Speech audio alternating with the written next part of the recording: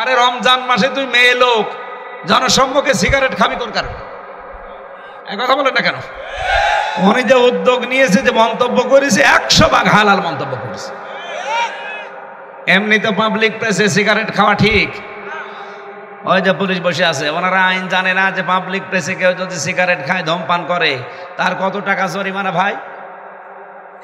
ওটা এখন আর আছে? এখন আছে? আর এখনো আছে? তো স্বরাষ্ট্র উপদেষ্টা তো ঠিকই বলেছে। অথচ কিছু বাম আর রাম, সেই মেয়েটা এই সামনে এসে এই কথাগুলো বলছে, এটা ছাত্রলীগের সদস্য ছিল, ও খরচ পাল্টিয়ে এখন এই কাজে নেমেছে। উল্টা পাল্টা কাজ করবেন না, আপনারা কিন্তু নিষিদ্ধ। কি কথা বলেন না কেন? আপনারা কি নিষিদ্ধ? সুতরাং শুদ্ধ হয়ে তারপরে কাজে নামবেন। আর যা করেছেন অন্তত 100 বছরে এই দেশে মুখ দেখানোর মতো পরিস্থিতি আপনাদের আর নেই। এই জন্য ধূমপান করার কারণে স্বরাষ্ট্র উপদেষ্টা যা বলেছে, ওনাকে এই দেশের মানুষের ধন্যবাদ দেওয়া দরকার। তারপরও এটা রমজান মাস, কি মাস? ওনাদের মতো মানুষ গেলে ঠিক সংসদে অধ্যাপক মুজিবুর রহমানের মতো, ভাই মাননীয় স্পিকার, আমরা নামাজের বিল চাই, এই কথা বলবে না। বলবে আমরা বিড়ি খেতে চাই, আমরা ডাল খেতে চাই। তখন পাশ হয়ে যাবে 151 জন হাত তুললে বিড়ি খাওয়া, তখন একেবারে টয়লেটে বসেও বিড়ি খাবে। কি অনেকে খায় না? আমরা এটার পরিবর্তনের জন্য কথা বললে তখন আপনার কাছে রাজনীতি মনে হয়, তখন ধর্ম ব্যবসা মনে হয়, আর আপনি যেটা করছেন ওটাতে পুরা দুর্নীতি। চ্যানেলটি সাবস্ক্রাইব করে আমাদের সঙ্গেই থাকুন। বিসমিল্লাহির রহমানির রহিম। ওয়া'বুদ রাব্বাকা হাত্তা ইয়াতিয়াকাল ইয়াকিন। সাদাকতা ইয়া রাব্বানা। عن أبي هريرة رضي الله تعالى عنه قال قال النبي صلى الله عليه وسلم من سلم المسلمون من لسانه ويده إلى آخر الحديث رواه ابن ماجه وما زادهم إلا إيمانا وتسليما اللهم صل على محمد وآله وصحبه وبارك وسلم। আলহামদুলিল্লাহ, বাংলাদেশের ঐতিহ্যবাহী জেলা রাজশাহী গোদাগাড়ি থানার অন্তর্গত দিগ্রাম পশ্চিমপাড়া জামে মসজিদ প্রাঙ্গণে দাওয়াতুল ইসলাম তাফসির কমিটির উদ্যোগে মহাবিশ্বের মহাবিশ্বর আমাদের মালিক, আমাদের মনিব, মহান রব্বুল ইজ্জাতুল জালালের মুখের পবিত্র বাণী কোরআনে কারীম তাফসীরুল কোরআন মাহফিলের স্বনামধন্য সভাপতি মুফতি খান মোহাম্মদ মুহাইমিনুল তারিক, খতিব ও ইমাম, দিগ্রাম কেন্দ্রীয় জামে মসজিদ গোদাগাড়ি রাজশাহী। মাহফিলের প্রধান অতিথি এ জেলার কৃতি সন্তান, ইসলামিক চিন্তাবিদ, শিক্ষাবিদ, রাজনীতিবিদ, সাবেক সংসদ সদস্য, সাবেক, আপনি তো এই 3 বারের না, হ্যাঁ, এই 3 বারে যারা, তারা যদি সাবেক লেখে তাদের লিখবেন সাবেক চোর, কারণ আমরা তাদের ভোট দেইনি। আমার 33 বছর বয়স, 18 বছর থেকে যদি আমি শুরু করতাম ভোট দেওয়া, তো 3 বার ভোট দিতে পারতাম, 1 বারও দিতে পারিনি। তার মানে এদেশে ভোটে 3 বার হয়নি। কিন্তু দুঃখজনক হলেও সত্য, যিনি পালিয়েছে উনি কিন্তু এখন এই নতুন আর একটা কি ঝামেলা শুরু করেছে। এখন সারা বিশ্বের যারা মডল আছে তাদেরকে উনি শোনাচ্ছে যে আমি নির্বাচিত ছিলাম, আমাকে উৎখাত করা হয়েছে। এরকম দাহা মিথ্যা কথা একজন হাসি মানুষ, ওনার সারা জীবনই মিথ্যা। তবে এই কথাটা একেবারে জলজন্ত মিথ্যা না। আমি নির্বাচিত ছিলাম, আপনি নির্বাচিত ছিলেন কবে? অন্তত 3 বার তো না। এই 3 বার নির্বাচিত হলে আমরা ভোট দিতে পারতাম না। 154 জন আপনি একবারেই করে দিলেন, রাতের ভোট দিনে করলেন। আর দিনের ভোট রাতে করবে। সুতরাং এই সাবেক সংসদ সদস্য আমি বিভিন্ন জায়গায় লেখা দেখি, এই 3 বারে যদি কেউ হয়ে থাকেন, সে যে দলেরই হোক, এই 3 বারে যারা হয়েছেন, এমনকি চাঁপাইনবাবগঞ্জের আল্লাহর এই অলি, ট্রেন চুরি করার কারণে ত্রাণের টিন জেলে গেছে। কিসের ত্রাণের টিন? শুল্কমুক্ত গাড়ি সরকারি, ওইটা বিক্রি করে দেওয়ার কারণে জেলে গেছে। তারপর জীবনে কোনোদিন দলের জন্যে, মানবতার জন্যে, ইসলামের জন্যে কোনোদিন জেল খাটেনি। জেল খেটেছে নিজের ব্যক্তিগত অপরাধে। সেই লোক যদি এখন একামতে দিন এই শব্দগুলো নিয়ে উল্টাপাল্টা ফতোয়া দেয়, সে আর তাদেরকে এখন সর্বোচ্চ জায়গা আছে বাংলাদেশে পাবনা। এ পাবনা ছাড়া তাদের উপায় নেই। রাজশাহী বিভাগের একটা বদনাম, অথচ এই মানুষগুলো এতদিন কিন্তু ভালো ভালো কথা বলতো, এখন সব বেরিয়ে আসছে। তারা গোপনে যে ষড়যন্ত্রগুলো করেছিল সিম্পেথি পাওয়ার জন্যে, ইয়া আইয়ুহাল্লাযীনা আমানু মা ইয়ারতাদ্দা মিনকুম আন দীনিহি ফাসাওফা ইয়াতিল্লাহু বিকওমিন ইউহিব্বুহুম ওয়া ইউহিব্বুনাহু ইলা আখিরি আয়াত।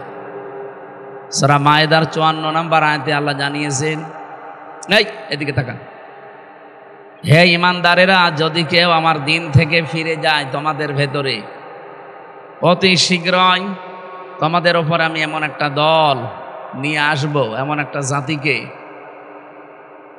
আমি আল্লাহ নিজে তাদেরকে ভালোবাসবো এবং তারাও আমাকে ভালোবাসবে। সুতরাং আল্লাহর দিন থেকে, ইসলাম থেকে ফিরে যাওয়ার জন্য এদেশে অনেকেই বিভিন্ন চেষ্টা করছে এবং চলেও যাচ্ছে। রাজনৈতিকভাবে, দলীয়ভাবে, ধর্মীয়ভাবে বিভিন্ন কায়দায় তারা আল্লাহর দিন থেকে চলে যাচ্ছে। চট্টগ্রামের মাইজ ভান্ডারের একজন আছে, নইমুদ্দিন মাইজ ভান্ডারি, উনি যে সমস্ত কথাবার্তাগুলো মানুষকে বোঝায়, আজকে সকালে বক্তব্য দিয়েছে যে 30টা রোজা রাখা লাগবে, কোরআনে কোনো জায়গায় নেই। একটা ফরজ বিধান নিয়ে কি হাসি তামাশার জিনিস বলেন? এই লোকটাকে কেউ থামাচ্ছে না। এই মানুষগুলো দিন থেকে মানুষকে ফেরাতে চায়, আর ওর খপ্পরে পড়ে অনেকে আল্লাহর দিন থেকে ফিরে চলেও যাচ্ছে। দ্বিতীয় নম্বরে, এই যে রাজনৈতিকভাবে কত মানুষ, দলীয়ভাবে কত মানুষ দিন থেকে, ইসলাম থেকে চলে যায়, মনে করে আমরা চলে গেলে এদেশে দিন আর কায়েম হবে না। দিন কায়েমের দায়িত্ব কি শুধুমাত্র এই দেশে জামাত ইসলামের? বলেন বলেন, ছাত্রী সংস্থার, ছাত্র শিবিরের? দিন কায়েমের দায়িত্ব কার? আমরা শুধু ওসিলা, আমরা কামলা, বলে না কামলা কাজ করে এই যে জমিতে, লেবার, মনিশ, জন, পাট যাই বলে, আমরা সেই চেষ্টা করে যাচ্ছি। কায়েম হলে ভালো, না হলে আমাদের কোনো অসুবিধা নেই। আল্লাহ বলেন, ওয়াবুদ রব্বাকা হাত্তা ইয়াতিয়াকাল ইয়াকিন, হে নবী ইবাদত করেন ওই দিন পর্যন্ত যতদিন ইয়াকিন না আসে। ইয়াকিন মানে মৃত্যু। ইয়াকিন মানে কি? যতদিন মরণ না আসে ততদিন ইবাদত করা লাগবে। এই পৃথিবীতে সর্বোত্তম ইবাদত আমরা কোরআন থেকে যেটা জেনেছি, আর এই জমিনে আল্লাহর বিধান কায়েম করা। আলা লাহুল খালকু ওয়াল আমর, সৃষ্টি যার, বিধান চলবে তার, এর উপরে কোনো ইবাদত আছে? এটার জন্যই বড় বড় নবীদেরকে আল্লাহ এই দুনিয়ায় দায়িত্ব দিয়েছিলেন। হযরতে মুসার নাম শুনেছি, হযরতে ঈসার নাম শুনেছি, হযরতে নূহর নাম শুনেছি, হযরতে ইব্রাহিম নবীর নাম শুনেছি, এমনকি আমাদের নবী মুহাম্মদুর রাসূলুল্লাহ সাল্লাল্লাহু আলাইহি ওয়াসাল্লাম, প্রত্যেকের একই কাজ ছিল, আনাকিমুদ্দিন, দিন কায়েম করেন, ওয়ালা তাতাফাররাকু ফি। এই বিষয়ে কোনো ফতোয়াবাজি চলবে না। সুতরাং বাংলাদেশে আমরা যেই মতে পথে, যে লাইনে আসি, মাসলাকে আসি, করেন আপনার কাজ। আপনার টার্গেট থাকা লাগবে কি করে এই জমিনে আল্লাহর বিধান কায়েম হয়। এই জায়গায় কোনো ফতোয়াবাজি চলবে? বলেন। কারণ সৃষ্টি যিনি তৈরি করলেন, তার হুকুম না চললে ওই জিনিস অচল হয়ে যায়। মোটরসাইকেল যিনি বানিয়েছেন একটা বই দিয়ে দেয় যে কিভাবে চালাবেন, ওই অনুযায়ী না চালালে আপনার মোটরসাইকেল টিকবে? বলেন না কেন? যেখানে গিয়ার দেওয়া দরকার, গিয়ার না দিয়ে আপনি আরো ব্রেক চেপে ধরেছেন, কিয়ামতের আগে যাবে? এই জন্য যিনি বানায় তিনি ভালো জানে যে কি করে চলা লাগে। আলা লাহুল খালকু ওয়াল আমরু, আমি বানিয়েছি, এখানে হুকুম আমি দিয়েছি। ইনিল হুকমু ইল্লা লিল্লাহ, আইন দেওয়ার মালিককে। সুতরাং এই বিষয়গুলো সামনে আমরা নিয়ে আসলে যেটা সামারাইজ হয়, এক কথায় প্রকাশ যেটা বলে, পৃথিবীতে একমাত্র কেবলমাত্র শুধুমাত্র বড় ইবাদতের ভেতরে অন্যতম এইটা যে আল্লাহ দিন কায়েমের চেষ্টা করা লাগবে। আর রাজশাহীর মানুষেরা এদিক থেকে এগিয়ে আছে আমরা জানি। বাংলাদেশের রাজশাহী, চাঁপাইনবাবগঞ্জ, সাতক্ষীরা এগুলোকে ফিলিস্তিন বলা হয়, কারণ এরা দিনের জন্য যে কোরবানি দিয়েছে। কিয়ামতে যদি আল্লাহ জেলা জেলা ভাগ করে যে জান্নাতে ঢোকায়, রাজশাহী অন্তত 3 নম্বরে থাকবে। 1 নম্বরে সাতক্ষীরা, 2 নম্বরে চাঁপাইনবাবগঞ্জ, 3 নম্বরে এই রাজশাহী। বহু অত্যাচার, জুলুম, নির্যাতনের শিকার আপনারা হয়েছেন। আল্লাহ যেন উত্তম জাযা কিয়ামতে দান করেন। জেলার হিসাব করলে আমার কুষ্টিয়া জেলা মনে হয় 64 নম্বরে থাকবে, কারণ ওখানে সারা পৃথিবীতে একটা নিরাপদ জায়গা, পুলিশ পাহারা দিয়ে গাঁজা খায়।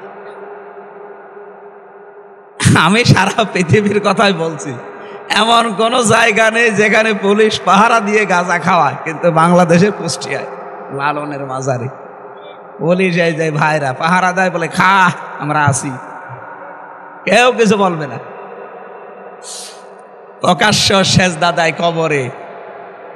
আমাদের হাত পা বাঁধা ছিল এতদিন। ওখানকার সভাপতি, কবরের সভাপতি, মাজারের লালনের হানিফ সাহেব, ও আল্লাহর ওলি যেরকম সেই রকম জায়গার সভাপতি। সেক্রেটারি হচ্ছে ওই জেলার, যিনি আওয়ামী লীগের সেক্রেটারি তিনি। বলেন তো, এইরকম মানুষ যদি সভাপতি সেক্রেটারি থাকে, সেখানে আপনি কথা বলতে পারবেন? কথা বলার আগেই তো 4 দেওয়ালের মাঝে চলে যাবেন। হালকা পাতলা কিছু বলেছিলাম, এই জন্য বলেছিল ওই পিসকে হুজুর যেন বাইরে না থাকে। একবারে আমার জীবন থেকে 3টা বছর ওরা কেড়ে নিয়েছে। এরকম কথা তো কেউ বলতেও চায় না, কে বলে ওই 4 দেওয়ালের মাঝে পড়ে থাকবে। এই জন্যে রাজশাহী যেহেতু অনেক এগিয়ে আছেন আপনারা, আল্লাহ রাব্বুল আলামিন আপনাদের এই কষ্টের বদলা দুনিয়া আখেরাতে যেন দান করেন। এ বিষয়ে কোনো মত পার্থক্য কেউ যেন না করেন যে না, দিন কায়েমের দায়িত্ব, ইসলাম প্রতিষ্ঠার দায়িত্ব শুধুমাত্র প্রশাসনের না, শুধু জামাত ইসলামের না, শুধু বিএনপির লোকের না, সবার। মানুষ আপনি দাবি করছেন আল্লাহর বান্দা, আপনার প্রথম কাজই হবে এইটা। আল্লাহর বিধান কায়েম না হলে, সত্যি কথা বলছি, এমন এমন জায়গা আছে সেখানে সুবহানাল্লাহ পড়ে মাপ পাওয়া যাবে না। কথা বুঝতেছেন? আমি ওনাদের নাম ধরে বলছি। এই যে প্রশাসনে যেই কয়টা এখানে বসে আছে, এনাদের ওপরে যেই কয়টা এই জেলা চালায়, ওসি সাহেব থেকে, টিওনো থেকে শুরু করে এসপি সাহেব থেকে এর উপরে আরও যারা আছে, বিভাগীয় কমিশনার পর্যন্ত, আমার এই গাড়িটাকে এখান থেকে কুষ্টিয়া পর্যন্ত 150 কিলো পথ। এ রাস্তায় যেতে রাতের বেলা কমপক্ষে 3-4 জায়গায় ওনারা ধরবেন। দোষ ওনাদের না, ওনারা পাহারা দিচ্ছে। নবীজি জানিয়েছেন 2টা চোখ কিয়ামতে জাহান্নামের আগুনে এক জায়গায় হবে না। একটা হচ্ছে রাতের বেলা যারা আল্লাহর ভয়ে কাঁদে, 2 নাম্বার যারা জানমাল ইজ্জত আবরু হেফাজতের জন্য রাত জেগে থাকে, তাদের ভেতরে ওনাদের চোখ আছে। এই জন্য প্রশাসনে যারা চাকরি করেন নিজেকে ছোট মনে করবেন না, আপনি অনেক বড় কাজে আছেন। আর আপনি মনে করবেন আমি 24 ঘন্টায় ইবাদতে আছি। বাংলাদেশে শুধু একটাই দায়িত্ব যেটা 24 ঘন্টা পালন করা লাগে। অন্যান্য যারা চাকরি বাকরি করে আমরা, তাদের সর্বোচ্চ দায়িত্ব কয় ঘন্টা? 8 ঘন্টা বলেন। আর ওনাদের 24 ঘন্টায় ডিউটি। আমার দোলা ভাই আছে তো, আমার বাবাও ছিল, কিন্তু এখন আর নেই। আমি দেখেছি এই মানুষগুলোর দায়িত্ব শুধুমাত্র 8 ঘন্টা, আমাদের মতো না। ওনাদের দায়িত্ব 24 ঘন্টায়। যেহেতু একটা মহান পেশায় আপনারা আছেন, এটা সারা দুনিয়ায় ছড়াচ্ছে, বিশেষ করে সারা বাংলাদেশে যাচ্ছে। আপনারা যারা প্রশাসনে আছেন, বিডিআর বলেন, আর্মি বলেন, পুলিশ বলেন, নিজেদেরকে ছোট মনে করবেন না। অনেক বড় কাজে আছেন, কিন্তু কাজটা সঠিকভাবে করা লাগবে। কিছু কোলাঙ্গার অফিসারের কারণে এই পোশাকটার বদনাম হয়ে গেছে। এখন মানুষ শুধু ওইদিকে তাকালে অন্য নজরে তাকায় না, দোষ ওনাদের না। ওনারা আমার গাড়িটা আটকালে রাতের বেলা হয়তো 200, 500, 1000 টাকা আমি দেয় যে ভাই চা খাবে, এই টাকাতে উপরে যারা আল্লাহর ওলি বসে আছে তারা ভাগ পায়। তো এইটা বন্ধ করার জন্য কি সুবহানাল্লাহ পড়লে হবে? বলেন। এই জেলাটা কন্ট্রোল করে এসপি সাহেব, এই বিভাগটা কন্ট্রোল করে কমিশনার। এই মানুষগুলো যখন সত্যি ওমরের মতো হবে, এই মানুষগুলো তখন ওমরের ভিত্ত হবে। আমরা তো ওই রকম প্রশাসন তৈরি করতে চাই। কি কথা বলেন না কেন? কারণ এই যে পুলিশ, এই পোশাক, এই পুলিশ বানিয়েছেই হযরত ওমর। কে? প্রশাসনের বিশেষ করে পুলিশের এই বিভাগটা বানিয়েছে হযরত ওমর রাদিয়াল্লাহু তাআলা আনহু। ওনাদের যারা যত ভালো ভালো কাজ হবে কিয়ামত পর্যন্ত ওমরের আমল নামায় এই সওয়াবগুলো যেতেই থাকবে। তো ওনাদের দ্বারা যদি কোনো উল্টাপাল্টা কাজ হয়, ওইগুলো হযরত ওমরের আমল নামায় যাওয়ার কথা। উনি কি ওনাদের ওই খারাপ কাজ করতে বানিয়েছে জনগণের জান মাল ইজ্জত আবরু হেফাজতের জন্য। এই জন্যই তো চোখটা জাহান্নামে যাবে না। কত দামি জিনিস আপনি চিন্তা করতে পারেন যে ওনাদের চোখ জাহান্নামে যাবে না, খালি মানুষের এই জান মাল ইজ্জত আবরু হেফাজতের জন্য। আজ যদিও আইন শৃঙ্খলায় এই সপ্তাহখানিক অবনতি হয়ে গেছে, কারা করছে এগুলো তাও আমরা জানি। গতকালকে আমি নাটোরের পাশের জেলা এসপি সাহেবের সাথে এবং এসপির সাথে দেখা করেছিলাম, কথা বলছিলাম তাদের সাথে যে এই যে দৃশ্যগুলো এখন অবনতি, বলছে এগুলো হচ্ছে কেন, কারা করছে আমরাও জানি। সুতরাং যারা করছেন তারা থামবেন। কার উস্কানিতে এগুলো করছেন আমরা কিন্তু জানি, কারো উস্কানিতে পা দেবেন না। গোপালগঞ্জের মানুষের দিকে তাকান, পেছনে কেরম লাল হয়েছিল দেখেছিলেন? সেই পুলিশ এখনো আছে, সেই প্রশাসন, সেই আর্মি এখনো নেই। কথা বলেন না কেন? আবার কারো উস্কানিতে পা দিয়ে উল্টাপাল্টা কিছু করবেন, একবার যদি ওনাদের হাতে পড়েন না, ওই হাতে লাঠি না ওঠায়, ওটা তরমুজ, একটা দিলে বাপ বলারও সময় পাবেন না। এই জন্য আমরা আশা করব কারো উস্কানিতে যেন আমরা পা না দেই। দেশটা বেশ ভালোই সামনে এগিয়ে যাচ্ছে, আরো এগিয়ে যাবে ইনশাআল্লাহ। আরো আমার যতটুকু বাস্তবতা এগিয়ে যেত, কিন্তু আল্লাহর ওলি যাওয়ার সময় 14টা ব্রিফকেস নিয়ে গেছে। কি পাইলটকে বলেছিল যে ব্রিফকেসগুলো উঠেছে? বলছে জি ম্যাডাম, চলো।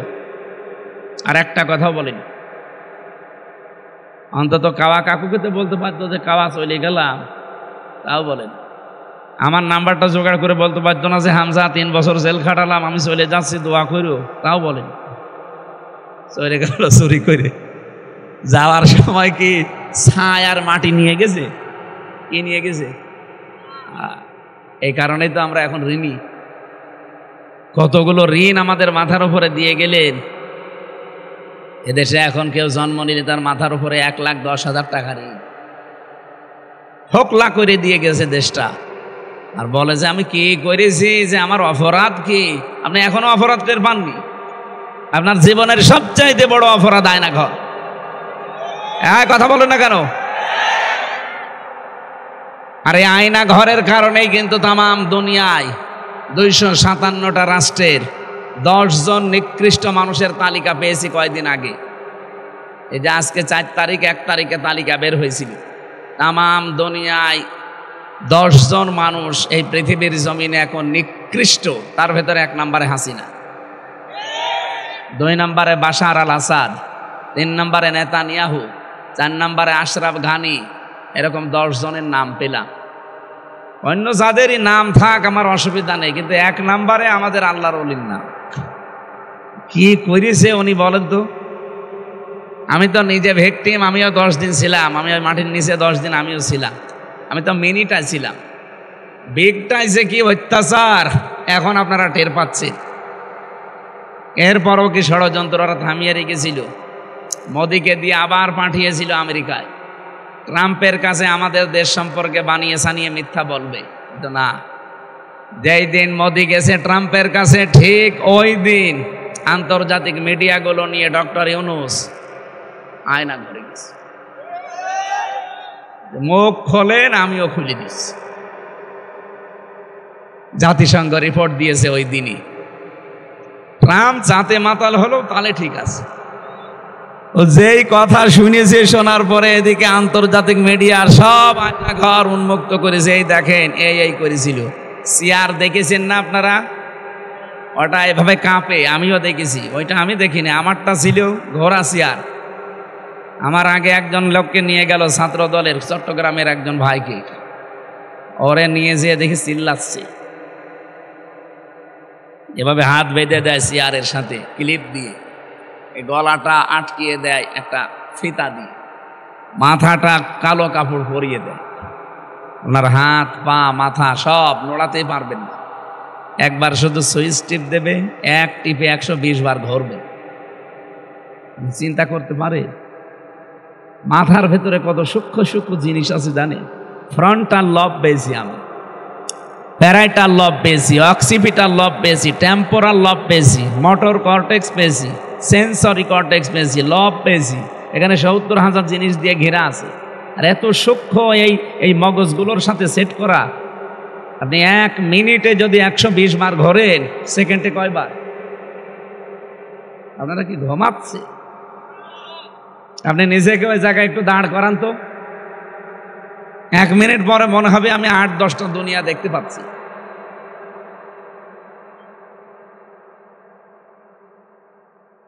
এরকম একটা মেশিন নিয়ে আসলো আমার এই নখ তোলার, বলছে নখ তোলা হবে।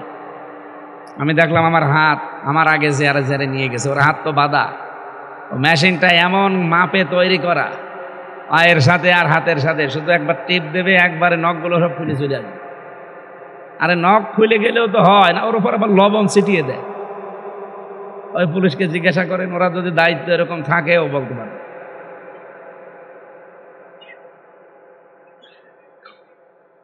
এখনো পর্যন্ত আমি দেখি অনেকে জালেমের সাফাই গায়। আপনি মানুষ না জানোয়ার?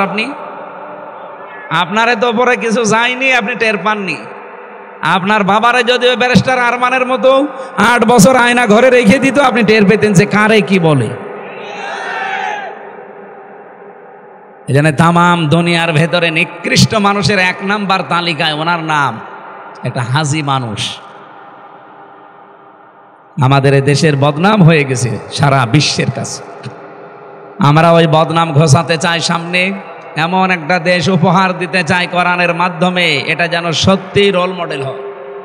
এতদিন শুধু নাম শুনেছিলাম যে রোল মডেল, সব মিথ্যা কথা। বলতো আইনের শাসন প্রতিষ্ঠা হচ্ছে, কিসের আইনের শাসন? সব আইনের নামে সব বেআইনি কাজ কারবার করেছে এই দেশে, বিশেষ করে এই 15 বছরে। এটিএম আজহারুল ইসলামের যে মামলা, যে সাক্ষী, সবগুলোই পালিয়ে গেছে। যারা বাদী, যারা সাক্ষী দিয়েছে, যারা বিচারপতি, যারা প্রসিকিউটর, বলেন একটা মানুষও আছে? আর সব পালিয়েছে। তে উনি বেকার ভেতরে থাকবে কোন কারণে? অন্য একটা দল, আমি নাম নিলাম না, ওরা এখন 2-3 দিন দেখলাম ছড়াচ্ছে যে এটিএম আজহারুল ইসলাম উনি মামলার সাজাপ্রাপ্ত আসামি, ওনারে ছাড়া ঠিক হবে না। আপনি এত বড় শয়তানি কথা বলতে পারলেন? সাজাপ্রাপ্ত হয়ে গেলে যদি তারে ছাড়া না যায়, তাহলে তারেক জিয়া 9 বছরের সাজা হয়েছে। এক কথা বলেন না কেন? তারেক জিয়ার বউ 3 বছর সাজা হয়েছিল, তারেক জিয়ার মা 6 বছর সাজা হয়েছিল। তাদেরকে ছেড়ে দিলেন কি করে? লুৎফুজ্জামান বাবর 17 বছর পরে বের হইল কি করে? তারেক জিয়া সাহেবের বন্ধু গিয়াসউদ্দিন মামুন 17 বছর পরে বের হইল কি করে? সুতরাং পক্ষপাতিত্ব করবেন না। আপনার বিবেকের উপরে কি কুকুরে পেশাব করেছে? একটা নিরপরাধ মানুষ। এগুলো সব হাসিনার নশালনে পড়ার কারণে। আমিও হালকা পড়েছিলাম, 3 বছর শেষ। যারা বড় বড় ওরা বেশি পড়েছে, ওদের 13 বছর 14 বছর জীবন থেকে শেষ। এটিএম আজহারুল ইসলামের আর 13 বছর 14 বছর যেহেতু জীবনে আমরা আর ফেরত দিতে পারবো না, বাকি জীবনটুকু যেন মুক্ত আকাশে কাটাতে পারে। এ বিষয়ে যে বাধা দেবে বুঝবেন সে ভারতের ঠিক দালাল। হ্যাঁ, কথা বলেন না কেন? নিরপর একটা মানুষের পক্ষে আপনি থাকার জন্য একটা কথাও বলতে পারেন না। রমজান এসেছে, আপনি কি নেবেন শিক্ষা? আমরা সামনে ওই কথাগুলো আসবে, তাফসিরের এই আয়াত থেকে কথা বলবো ইনশাআল্লাহ। আমি এই কথা নামে লেখা আছে, উনি এই 3 বারের আগেই, তার মানে এটা ঠিক আছে। কিন্তু এই 3 বারে যদি কেউ আমার সামনে পড়েন যে সাবেক সংসদ সদস্য, সাবেক মন্ত্রী, আমি কিন্তু জনসম্মুখে বলবো যে না, সাবেক ডাকাত, সাবেক চোর। আল্লাহ রাব্বুল আলামিন অধ্যাপক মোহাম্মদ মুজিবুর রহমান হাফিজাহুল্লাহ কোরআনে কারীম যেন বুকে নিয়ে সংসদে যেতে পারে। আমি আশা করছি এবং আমি বিশ্বাসও করি ইনশাআল্লাহ যেতে পারবে। শুধু অধ্যাপক মুজিবুর রহমান না, 300 এমপির ভেতরে যদি আমরা 151 জন কোরআন বুকে নিয়ে পাঠাতে পারি, প্রথম দিন সংসদ অধিবেশনে যদি বলতে পারে যে মাননীয় সংসদ, মাননীয় স্পিকার, আমরা নামাজের বিল চাই, উনি যদি বলে হাত তোলেন, এই আপনার না, আপনার হাতের কি হবে? ওনাদের মতো 151 জন যদি হাত তুলতে পারে, ওই দিনই নামাজের বিল কায়েম হয়ে যাবে। ওই দিন থেকে বাংলাদেশের 18 কোটি মানুষ নামাজ পড়বে। আপনি হয়তো ওনাকে ভোট দিয়েছিলেন একটা, কয়টা? আপনি 18 কোটি মানুষ নামাজ পড়লে যে সওয়াব হয়, আপনি একটা ভোটের কারণে ওই সওয়াব পাবেন। আমি কি এটা বানিয়ে বললাম? সূরা নিসা 58 নম্বর আয়াতের তাফসীর বাড়ি যেয়ে খুলে দেখবেন, আমানাত, এখানে বহু বচন আছে। এই জন্য আমার সাবজেক্ট এটা না, আমি ইঙ্গিত দিলাম যে ভালো কাজ আমরা মনে করি সাদগায়ে জারিয়া। আরে ভাই, সাদগায়ে জারিয়া যেখানে, তার পাশে দেখবেন গুনাহে জারিয়া। ওনারে দিলে উনি যদি এইটা কায়েম করতে পারে সাদগায়ে জারিয়া হিসাবে, কিয়ামত পর্যন্ত যত মানুষ বাংলায় নামাজ পড়বে, আপনি একটা একটা করে সওয়াব পেতেই থাকবেন। ভোট দিয়েছিলেন কয়টা? একটা। এটা তো সাদগা জারিয়া গেল, গুনাহে জারিয়া নেই। কথা বলেন। আপনি ওনার মতো মানুষ বাদ দিয়ে আর একজনকে দিলেন যে ডাইল খায়, নাকি এলাকায় ডাইল খন নেই? এই যে এই জেলার পাশে মোহনপুর, মোহনপুর না, এই জেলার ভেতরে না মোহনপুর, মোহনপুর পবার যিনি এমপি ছিলেন, আল্লাহর ওলি যে ডাইল খায়, এটা এখন প্রমাণ হচ্ছে। তাও এই মসুরের ডাল, খেসারের ডাল না, ওই দাদাদের ডাল। এইরকম মানুষকে যদি আপনি পাঠান, আবার ওই লোকটা যে জীবনেও বলবে মাননীয় স্পিকার আমি নামাজের বিল চাই, জীবনেও বলবে।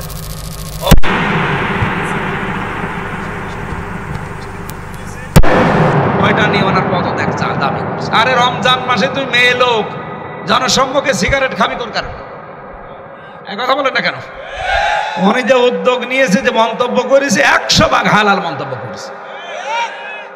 এমনি তো পাবলিক প্লেসে সিগারেট খাওয়া ঠিক। ওই যে পুলিশ বসে আছে, ওনারা আইন জানে না যে পাবলিক প্লেসে কেউ যদি সিগারেট খায়, ধূমপান করে, তার কত টাকা জরিমানা ভাই? ওটা এখন আর আছে? এখন আছে? আর এখনো আছে? তো স্বরাষ্ট্র উপদেষ্টা তো ঠিকই বলেছে। অথচ কিছু বাম আর রাম, যেই মেয়েটা এই সামনে এসে এই কথাগুলো বলছে, এটা ছাত্রলীগের সদস্য ছিল, ও খরচ পাল্টিয়ে এখন এই কাজে নেমেছে। উল্টা পাল্টা কাজ করবেন না, আপনারা কিন্তু নিষিদ্ধ। ঠিক কথা বলেন না কেন? আপনারা কি নিষিদ্ধ? সুতরাং শুদ্ধ হয়ে তারপরে কাজে নামবেন। আর যা করেছেন অন্তত 100 বছরে এই দেশে মুখ দেখানোর মতো পরিস্থিতি আপনাদের আর নেই। এই জন্য ধূমপান করার কারণে স্বরাষ্ট্র উপদেষ্টা যা বলেছে, ওনাকে এই দেশের মানুষের ধন্যবাদ দেওয়া দরকার। তারপরও এটা রমজান মাস, কি মাস? ওনাদের মতো মানুষ গেলে ঠিক সংসদে অধ্যাপক মুজিবুর রহমানের মতো, ভাই মাননীয় স্পিকার আমরা নামাজের বিল চাই, এই কথা বলবে না। বলবে আমরা বিড়ি খেতে চাই, আমরা ডাল খেতে চাই। তখন পাশ হয়ে যাবে 151 জন হাত তুললে বিড়ি খাওয়া, তখন একেবারে টয়লেটে বসেও বিড়ি খাবে। কি অনেকে খায়, খায় না? আমরা এটার পরিবর্তনের জন্য কথা বললে তখন আপনার কাছে রাজনীতি মনে হয়, তখন ধর্ম ব্যবসা মনে হয়। আর আপনি যেটা করছেন ওটাতে পুরা দুর্নীতি। এই কথা বলেন না কেন? আপনি যেটা কোরআন বাদ দিয়ে করেন ওটা কি? পুরা দুর্নীতি। যাদের কোনো কর্মজীবন নেই, উনি একটা অধ্যাপক, পাশাপাশি রাজনীতিবিদ। যাদের কোনো কর্মজীবন নেই, শুধু রাজনীতি তাদের পেশা, বুঝবেন ওর জীবনে দুর্নীতি ছাড়া কিচ্ছু নেই। বলেন বাংলাদেশে অনেক নেতা এমন নেই যাদের কোনো কর্মজীবন নেই, শুধু রাজনীতি। আমি কি বেশি বললাম? আরো জোরে বলেন। এখানে হিসাব নিকাশ করে সামনে এগিয়ে যাবেন। যার কোনো কর্মজীবন নেই, আয়ের কোনো উৎস নেই, শুধু বাবা শাহজালাল সব হালাল, এই ধান্দায় যারা রাজনীতি করেন, এ রাজনীতি না, এটা আপনার পেট নীতি আর দুর্নীতি। আল্লাহ এরকম মানুষ থেকে আমাদের সামনে যেন হেফাজত করেন, বলেন আমিন।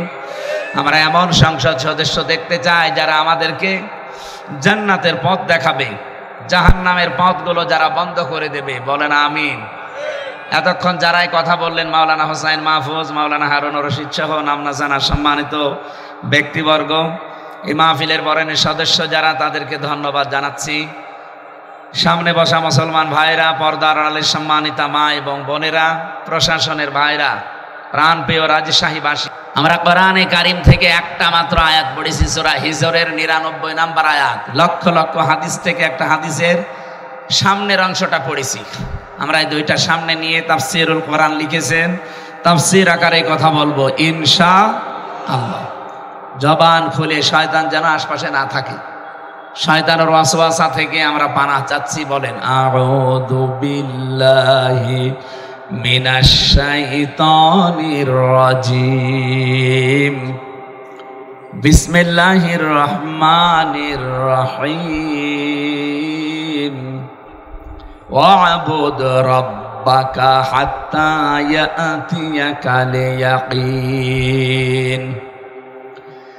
আল্লাহ রাব্বুল আলামিন বলেন, হে নবী, আপনি পৃথিবীর মানুষকে বলেন তোমরা ইবাদত করো তোমাদের রবের ওই দিন পর্যন্ত যতদিন ইয়াকিন না আসে। এখানে ইয়াকিন মানে মৃত্যু, তার মানে ইবাদত করা লাগবে আমাদের মরণ পর্যন্ত। কতদিন পর্যন্ত? মরণ হয়ে গেলে আপনার আর ইবাদত নেই। মরণের আগ পর্যন্ত আপনি 1 সেকেন্ড ইবাদত ছাড়া থাকতে পারবেন না। প্রশ্ন আসতে পারে, 1 সেকেন্ড ইবাদত ছাড়া থাকা যাবে না, ঘুমিয়ে থাকি, ঘুমটাও ইবাদত।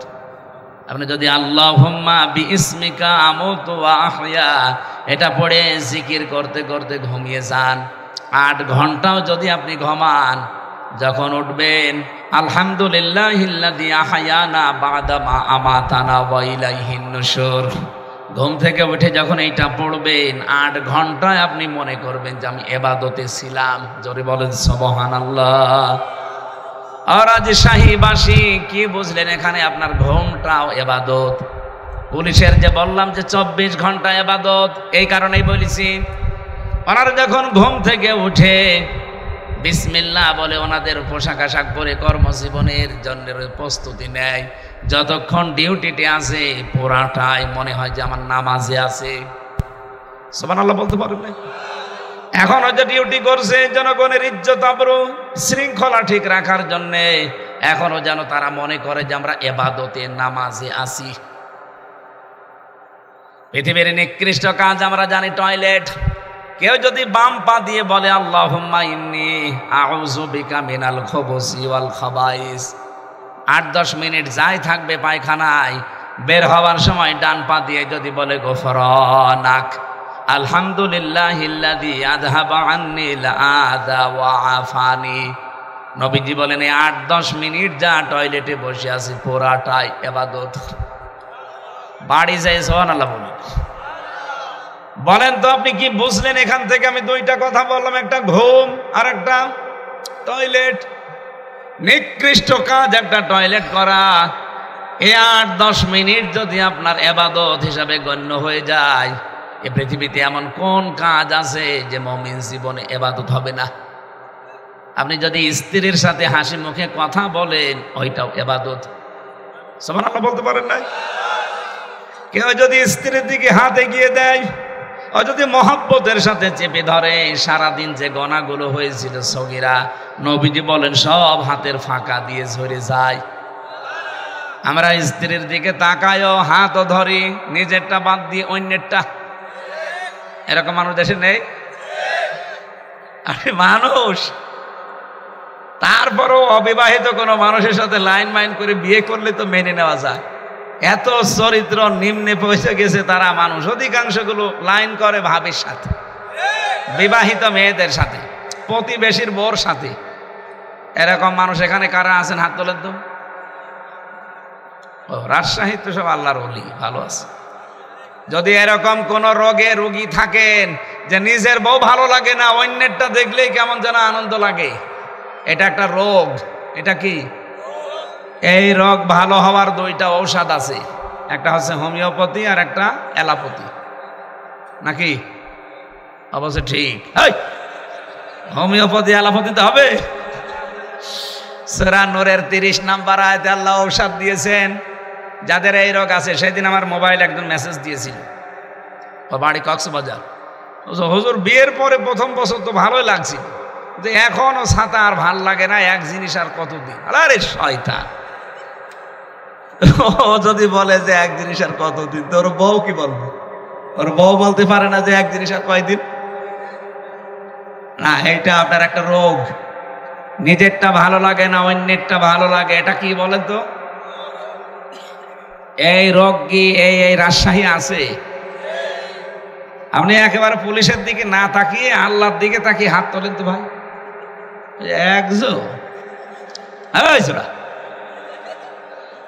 না, যে দুইজন হাত তুলেছে মনে হচ্ছে বিবাহিত, চরিত্র তো খুব খারাপ। হ্যাঁ পুলিশ ভাই, এই দুইজনে ধরে নিয়ে যাবেন তো। নিজের বউ ভালো লাগে না, লোকের বউ দেখলে আপনার আনন্দ লাগে না? ওরা দুইজন সহ আমরা যারা আল্লাহর ওলি বসে আছি, আমাদের ভেতরে যদি এরকম শয়তান ওয়াসওয়াসা দেয়, যেহেতু শয়তান এখন বাধা আছে রমজানে, রমজান মাসে কি শয়তান বাধা আছে, অন্তত ওই চিন্তা আমাদের নেই। তারপরেও যদি মুখে উকি ঝুঁকি মারে, প্রথম ঔষধ কুল্লিল মুমিনিনা ইয়াগুদ্দু মিন আবসারিহিম ওয়া ইয়াহফাজু ফুরুজাহুম যালিকা আযকা লাহুম। আল্লাহ পাক বলেন, নবী আপনি মুমিন পুরুষদেরকে বলেন, তারা যদি পর নারী দেখে সঙ্গে সঙ্গে যেন চোখ নিচের দিকে করে।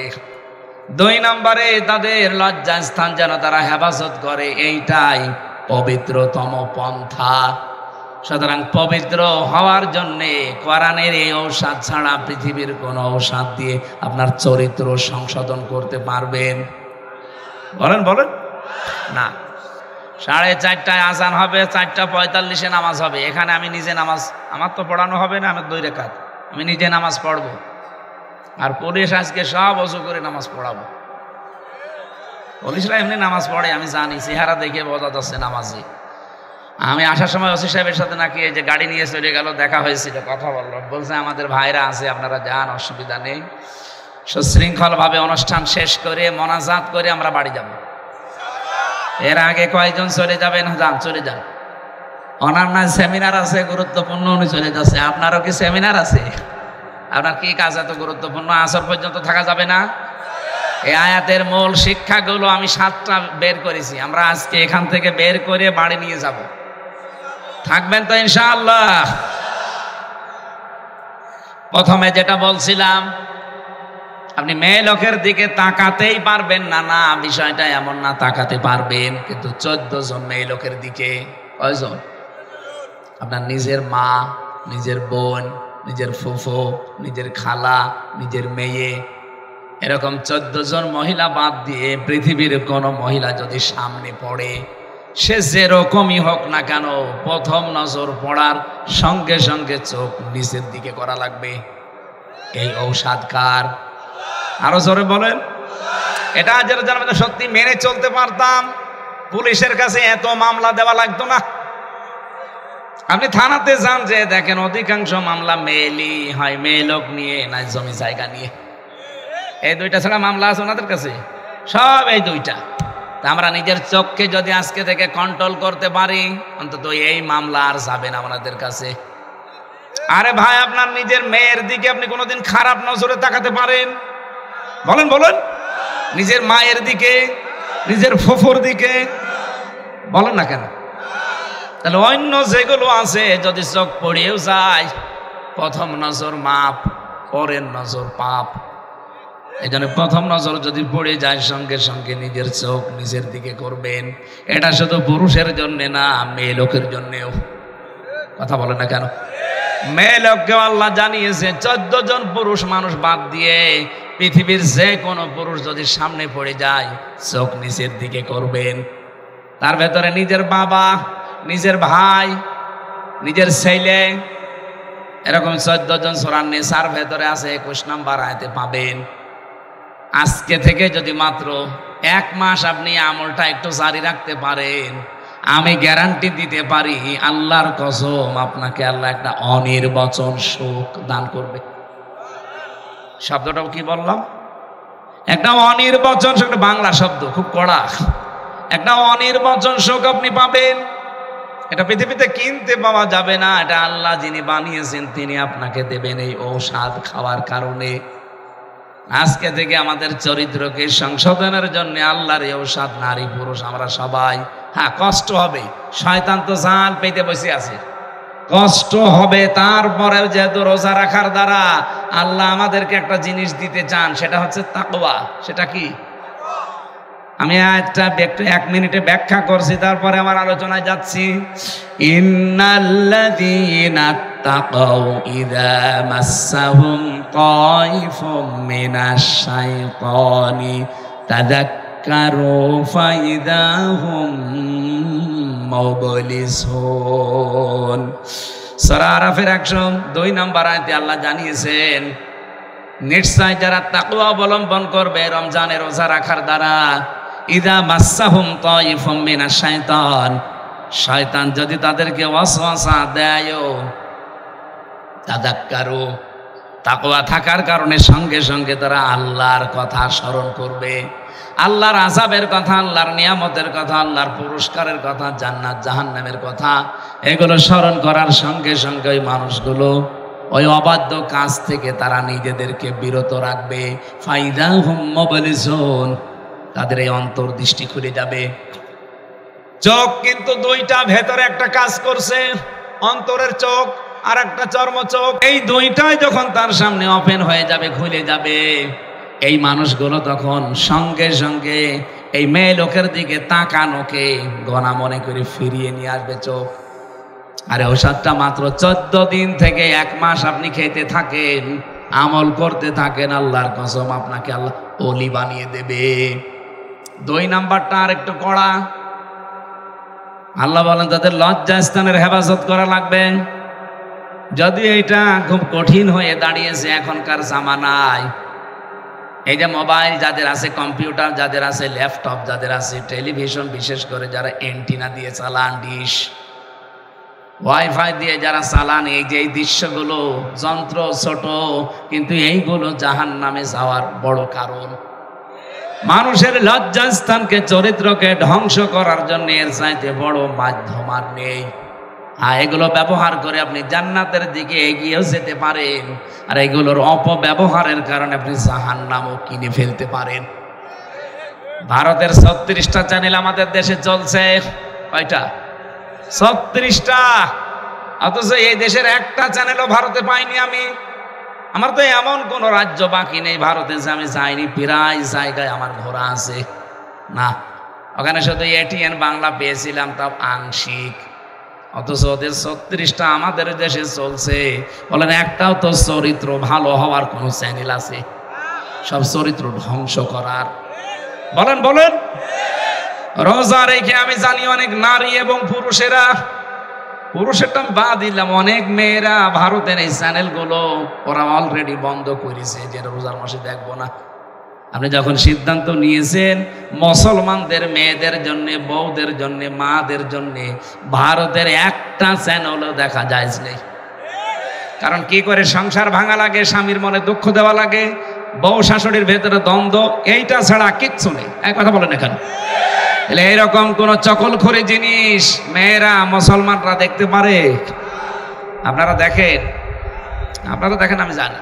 পুরুষ মানুষের সময় দেখে তো ওরা বসে বসে 12-13টা সিরিয়াল দেখে বসে বসে। একটা যদি না দেখতে পারে পরের দিন কাজা তোলে, নামাজের কাজা নেই, সিরিয়ালের কাজা তোলে।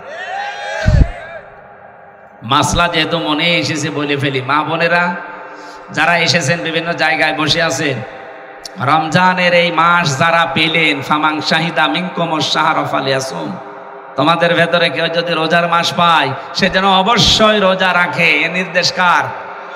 এখন মেয়েরা রোজা রাখতে চায় অনেকে, তার মা আর বাবা রাখতে দিতে চায় না। না, আমার ছোট মানুষ জাদু, আমার বাবু। আরে ভাই, আপনার মেয়ের পরে আল্লাহর চাইতে আপনার দরদ কি বেশি নাকি? সে বীর্য থেকে শুরু করে এ পর্যন্ত বানিয়ে দিল, আর আপনার দরদ আল্লাহর চাইতে বেশি হয়ে গেল। হ্যাঁ, আপনি ছোট বয়সে রাখতে বলছি না। যে সমস্ত মেয়েদের শরীর খারাপ হয়, এটা 10 বছরে হতে পারে, 12 বছরে হতে পারে, 15 বছরে হতে পারে। কথা বুঝতেছেন? আপনার না বুঝলেও অসুবিধা নেই, তারা বুঝলে হবে। সম্মানিত মা এবং বোনেরা, আপনাদের জন্য 1 মিনিট বলছি। যাদের 10, 12 বছর, 14 বছর, 15 বছরের শরীর খারাপ শুরু হয়, যখন শুরু হবে ওই সময়ের পর থেকে আপনার রোজা ফরজ, কারণ আপনি বালিকা হয়ে গেছেন। পুরুষের যখন স্বপ্নদোষ শুরু হয় 10 বছরে, 12 বছরে, 15 বছরে, যাই হোক, ওই দিন থেকে তার উপরে রোজা, নামাজ। বলেন। কিন্তু নামাজেরটা দেখেন, মেয়েদের শরীর খারাপ হলে নামাজ পড়া লাগে না, ওটা কাজাও করা লাগে না, মাপ। কিন্তু রমজানটা এরকম না। রোজা যদি কেউ 3টা, 5টা, 7টা, 10টা রাখতে না পারেন, কাজা হয়ে যায়। 11 মাস ধরে ওই 7টা রোজা, 10টা রোজা আপনাকে করে দেওয়া লাগবে। তাহলে রোজা কত বড় গুরুত্বপূর্ণ বিধান। খেলায় নিজেও রাখেন না, মেয়েকেও রাখতে দেন না, না এটা কাজ করবেন না। আপনি কিন্তু জবাব দিতে দিতে শেষ হয়ে যাবেন। অনেক দামি জিনিস রমজান। এটার দ্বারা 27টা শিক্ষা আল্লাহ আমাদেরকে দিতে চেয়েছিল। তার ভেতরে 1 নম্বরে তাকওয়া। কি বললাম? যারা তাকওয়া অবলম্বন করবে, 1ম নম্বর পুরস্কার। শয়তান যদি ধোঁকা দেয়ও, আল্লাহ বলেন তাযাক্কারু, আল্লাহর কথা তখন তাদের অন্তরে আমি স্মরণ করে দেই। হয় জান্নাতের কথা, নয় জাহান্নামের কথা, নয় আযাবের কথা, নয় নিয়ামতের কথা, নয় পুরস্কারের কথা। এগুলো স্মরণ করার মাধ্যমে ওই মানুষগুলো গুনার কাছ থেকে ফিরে রাখার চেষ্টা চালায়, আর আমি তখন সাহায্য করি। বলেন সুবহানাল্লাহ। আর রাজশাহীবাসী, সুতরাং এই যে চরিত্র সংশোধন করা, বিশেষ করে লজ্জাস্থানের হেফাজত করা, এই 2টা কাজ যারা নিজেদেরকে জীবনে 1 মাস মতো একেবারে কন্টিনিউ করে ফেলতে পারবেন, রব্বুল আলামিন একটা অনির্বচন সুখ আমাদেরকে দান করবেন। বলেন সুবহানাল্লাহ। স্ত্রীর কথা তুলেছিলাম, তার হাতের দিকে হাত বাড়িয়ে দিলে সওয়াব হয়, কিন্তু নিজেরটা অন্যেরটা দিলে ঠিক ওই রকম কবিরা গুনাহ হবে। কথা বলেন না কেন? এই জন্য যারা অন্যের সাথে লাইন করে আছেন নিজের বউ বাদ দিয়ে, বিশেষ করে বিবাহিত মেয়েদের সাথে, ভাবি হোক, প্রতিবেশীর স্ত্রী হোক, বা পাশের বাড়ির মেয়ে লোক হোক, যাদের বিয়ে হয়ে গেছে, এরকম মানুষের সাথে যাদের লাইন, এই মুহূর্তে মোবাইল নাম্বার থাকলে ডিলিট করে দিন, হোয়াটসঅ্যাপ নাম্বার থাকলেও ডিলিট করে দিন। কারণ জীবনেও সে তালাক না দিলে আপনি বিয়েও করতে পারবেন না, সারা জীবন কষ্ট পেয়ে মেয়ে মরবে। এরকম কষ্ট পাচ্ছেন কারা? এলাকায় নেই? এরকম কষ্টে থাকবেন আপনি একদম মরণ পর্যন্ত। মরণ পর্যন্ত আমাদের ইবাদত করার দায়িত্ব, আর আমরা মরণ পর্যন্ত কষ্ট পেয়ে যাচ্ছি। আল্লাহ আমাদের হেফাজত করেন, বলেন আমিন। আমার ইবাদত হবে কি 2 বছর, 5 বছর, না মরণ পর্যন্ত? বলেন। হ্যাঁ, আমি মরে গেলে আমার আর ইবাদত নেই। মরে গেলে আমার দায়িত্ব তখন জীবিত মানুষদের। বলেন তো, আমি এই যে নদীতে, এই যে এখানে পুকুর আছে, মরে গেলাম, পড়ে মরে যাওয়ার পরে আমার দাফন হবে, কাফন হবে, কবরে দেবে, এটাকে দায়িত্ব আমার? বলেন কার? জীবিতদের। সুতরাং আমার কাজ হবে আমার মরণ পর্যন্ত, এবং এই কাজটা হবে পুরাটা ইবাদত। পুরাটা কি? এরকম ইবাদত এই কোরআনে কারিমে আছে 500। কয়টা? আরো জোরে বলেন। এই 500-র ভেতরে একটা ইবাদতের নাম হচ্ছে সিয়াম বা রোজা। এটা এত গুরুত্বপূর্ণ বিধান, পৃথিবীর অন্যান্য বিধানগুলো আল্লাহ নাজিল করেছে জমিনে, আর রোজার নামাজের বিধানটা আল্লাহ একেবারে রাসূলুল্লাহকে নিয়েছে আরশে 6 মাস দিয়েছিল। কয় মাস? 50 ওয়াক্ত নামাজ দিয়ে 6 মাস রোজা দিয়ে তিনি যখন ফিরে আসছিলেন, মুসা নবীর সাথে দেখা হয়েছিল 6ষ্ঠ আসমানে। হযরতে মুসা ডাক দিয়ে বলেন, ইয়া রাসূলুল্লাহ সাল্লাল্লাহু আলাইহি সাল্লাম, খুব আনন্দ মনে হচ্ছে। কি দিয়েছে আল্লাহ আপনাকে? বন্ধুর বাড়িতে গেলে তো কিছু না কিছু হাদিয়া তোফা দেয়, কি পেয়েছেন আপনি? নবীজি বলেন, ভাই মুসা, আমি পেয়েছি 50 ওয়াক্ত নামাজ আর 6 মাস রোজা। হযরতে মুসা বলেন, এত কিছু পেয়ে আপনি আনন্দে আছেন, বাস্তবতা বোঝেন আপনি? আপনি আমার চাইতে সম্মানে বড়, কিন্তু অভিজ্ঞতা আপনার চাইতে আমার বেশি। দুনিয়াতে আমি আপনার আগে গিয়েছি, আমি দেখেছি ওই জায়গায় আমার উম্মতের উপরে মাত্র একটা রোজা ফরজ ছিল বছরে, আর মাসে প্রতিদিন মাত্র 1 ওয়াক্ত নামাজ ফরজ ছিল, তাই তারা পড়তো না। আর আপনি 6 মাস রোজা পেয়ে 50 ওয়াক্ত নামাজ পেয়ে আনন্দে আছেন। জান আল্লাহকে বলেন যেন কমিয়ে দেয়। তিনি যেই কয়বার যান আল্লাহ কমাতে থাকে। শেষে আর 5 ওয়াক্ত ছিল, আর 1 মাস ছিল রোজা। মুসা নবী বলেন না, আবার যান, আবার কমান। বিশ্ব নবী বলেন, ভাই যে মুসা আমার লজ্জা করছে, আল্লাহর কাছে আমি যেতে পারবো না। বারবার আল্লাহ আমাকে দিতে চায়, আর আপনি বলেন যে কমান। না, আমার লজ্জা করে, আমি যেতেই পারবো না, আমার উম্মত মারবে। সঙ্গে সঙ্গে জিবরাইল এসে বলে, হে রাসূল, আল্লাহ পাক সিদ্ধান্ত জানিয়েছেন। তিনি কিন্তু 50 ওয়াক্তই লিখে ফেলেছিলেন, 6 মাস রোজায় লিখেছিলেন। আপনার কনসিডারের কারণে আল্লাহ কমাতে কমাতে পর্যন্ত এসে দাঁড়িয়েছে। আপনার উম্মতদেরকে যে বলবেন, তারা যদি সত্যি 5 ওয়াক্ত নামাজও সঠিকভাবে পড়তে পারে, রমজানের 1 মাস রোজা যদি সঠিকভাবে তারা রাখতে পারে, হক আদায় করে, আল্লাহ জানিয়েছেন 50 ওয়াক্ত নামাজ আর 6 মাস রোজা রাখার সওয়াবই তাদের দিয়ে দেবেন। সেই সুযোগ এখন আমাদের অলরেডি চলছে। এজন্য যাদের জীবনে রোজা এসেছে, খুব মারাত্মক পরিস্থিতি খারাপ হওয়া ছাড়া রোজা ছাড়বেন না ভাই। অনেকে বলে, আমি ভ্যান চালাই, আমি গরিব মানুষ, মাঠে কাজ করি, আমারও রোজা রাখা লাগবে। লাগবে না মানে? আপনি কি আল্লাহর বান্দার বাইরে? রোজা রাখলে মানুষের দুইটা গুরুত্বপূর্ণ অসুখ থেকে আমার আল্লাহ বাঁচিয়ে দেয়। যে বিজ্ঞান 2017 সালে এটা পেয়েছে, অথচ এটা কোরআনে আল্লাহ দিয়েছেন 1500 বছর আগে। আমরা অনেকে শিক্ষিত মানুষ যারা আছে, অটোফেজি নাম শুনেছে? হ্যাঁ, অটোফেজি। 2017 সালে জাপানের একজন বিজ্ঞানী, স্বাস্থ্য বিজ্ঞানী, চিকিৎসার উপরে নোবেল পর্যন্ত পেয়েছে। সে লোকটা ইউশনারি ওসামি। এ সাতাদের নাম উচ্চারণ করাও কঠিন, দাঁত মুখ বাঁকা হয়ে যায়। এই লোকটা চিন্তা করছে, আমি তো নোবেল পেয়েছি সেই বিষয়টা নিয়ে, এটা দুনিয়ার মানুষকে অনেক জানিয়েছেন। আমাদের শরীরের ভেতরে 2 কোটি কোষ আছে। কোষ, আমরা যখন একাধারে খাবার খেতেই থাকি, তখন ওই আশেপাশে গুলো কিছু কোষ বৃদ্ধি হতে থাকে। বৃদ্ধি হতে হতে এই আসল কোষ যেগুলো, এগুলোই তখন দুর্বল হয়ে যায়। আর যেগুলো বৃদ্ধি, ওই পরগাছা আগাছা, ওগুলো তখন আরো শক্তিশালী হয়। দেখবেন ফসলের ভেতরে আগাছা পরগাছা, ওর জোর বেশি না কম? আর ওগুলো বেশি হলে আসল ফসল ঠিক থাকে, দুর্বল হয়ে যায়। কথা বলে না কেন?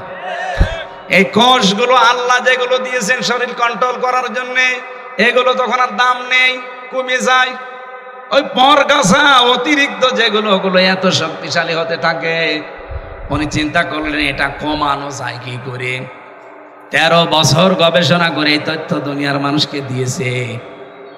কেউ যদি একাধারে 29 থেকে 30 দিন, 24 ঘন্টার 12 থেকে 14 ঘন্টা দিনের বেলা না খেয়ে থাকতে পারে, একাধারে 1 মাস এভাবে যদি পালন করে, অতিরিক্ত ওই কোষগুলো, এই কোষ আস্তে আস্তে খেয়ে সব সাবার করে ফেলে।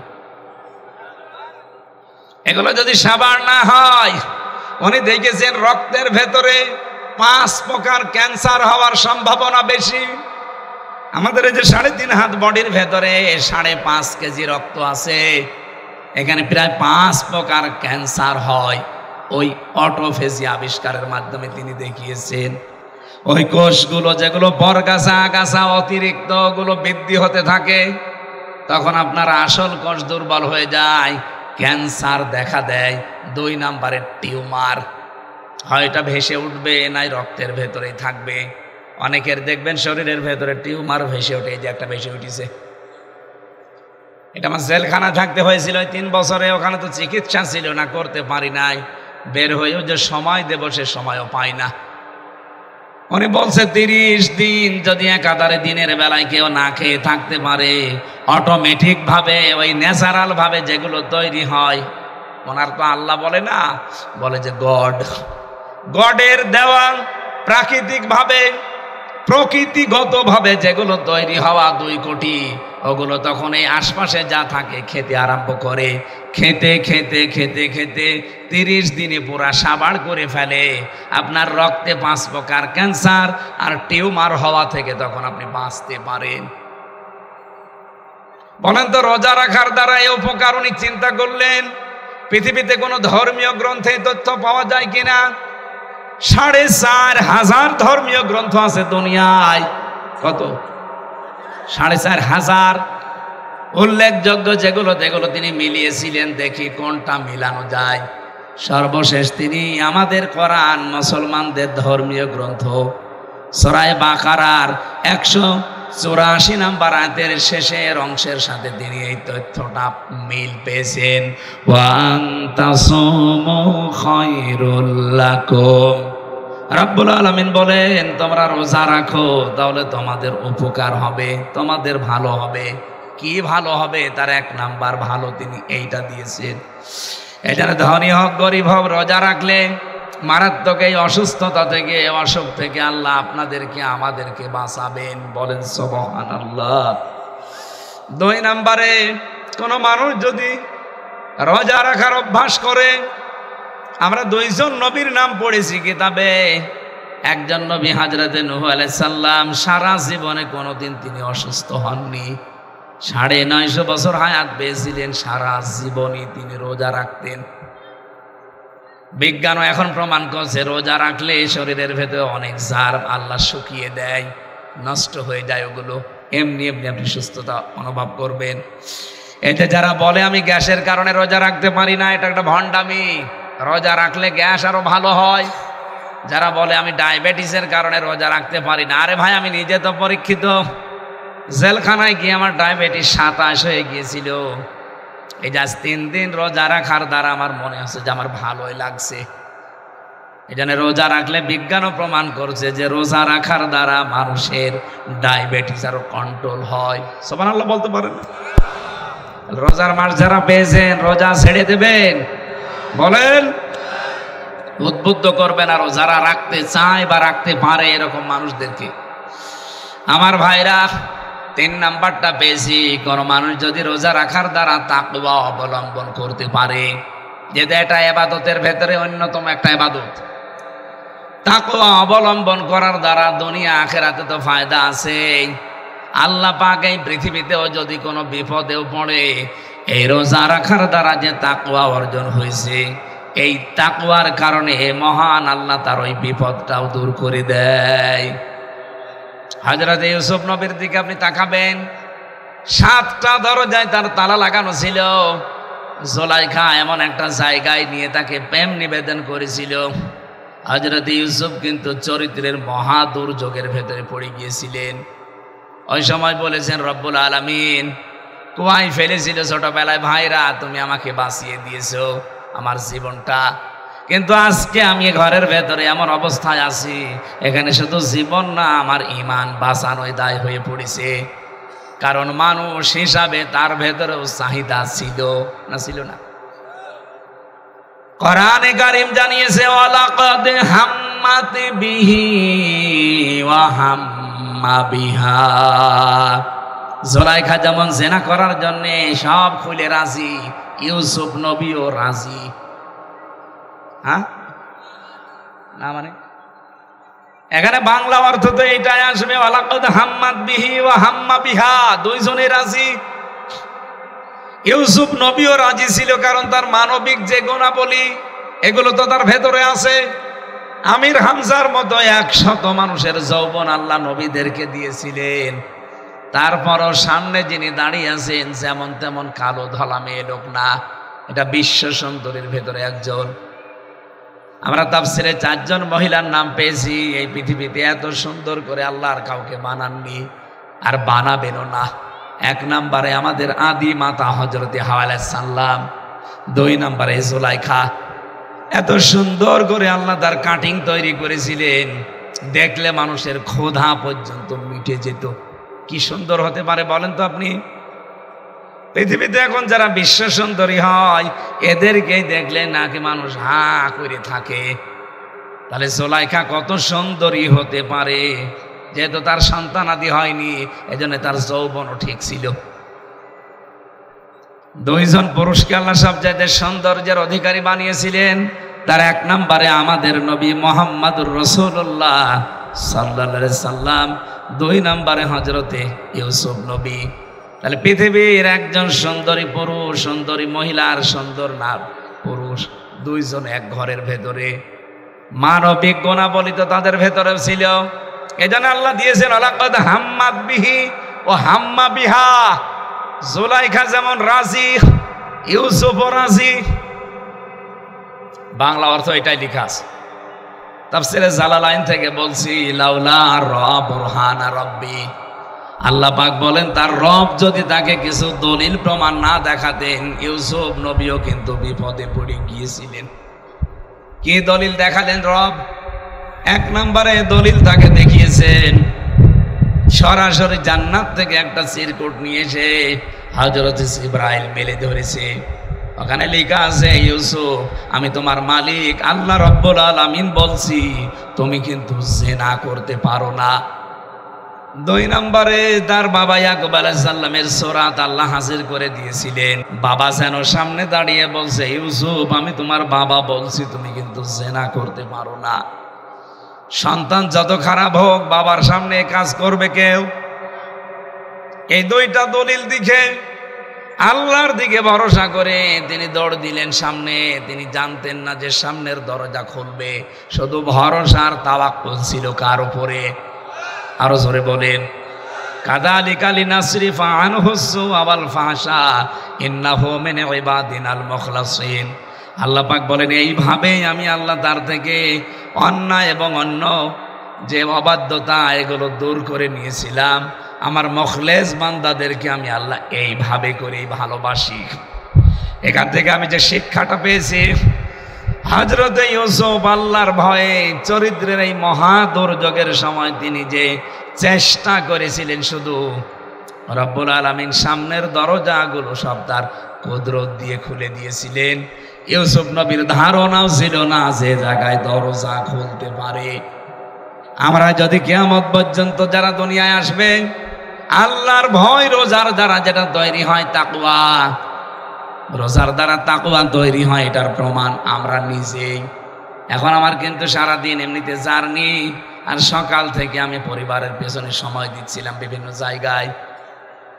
আমি একটু ক্লান্ত হয়ে গেছি, আজকে আমার গলাও শুকিয়ে গেছে, দুই দিকে পানি আমার দেখেন।